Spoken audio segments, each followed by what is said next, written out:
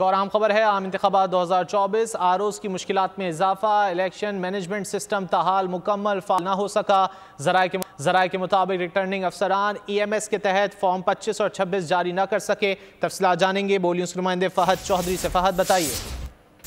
जी देखिए, election management system ताहाल मुकम्मल तौर पर फाल नहीं हुआ है। इलेक्शन कमीशन के ज़राए के मुताबिक रिटर्निंग अफसरान EMS के तहत फॉर्म 25 और 26 जारी नहीं कर सके। ताहाल पोलिंग स्टाफ की तैनाती की फहरिस्त भी जारी नहीं की जा सकी EMS पे। EMS की तजर्बाती मश्क और सिस्टम में इशूज़ की वजह से ये फॉर्म्स जारी नहीं हो सके। फॉर्म्स के इजरा में सर्वर डाउन होने समेत अलाइनमेंट और डाटा के इशूज़ सामने आए। ज़राए के मुताबिक प्रिजाइडिंग अफसरान और इलेक्शन अमले की तरबियती सेशंस के बाद अमले की तैनाती लाजमी होती है और उसमें फॉर्म 25 में पोलिंग स्टाफ की लिस्ट दी जाती है, जबकि फॉर्म 26 में पोलिंग स्टाफ की तकर्री की जाती है। आरओज ने मुल्क भर में 9 लाख से ज्यादा पोलिंग अमले की तकर्री करनी है, लेकिन EMS मुकम्मल तौर पर फाल ना होने के बायस ये ताहाल नहीं किया जा सका।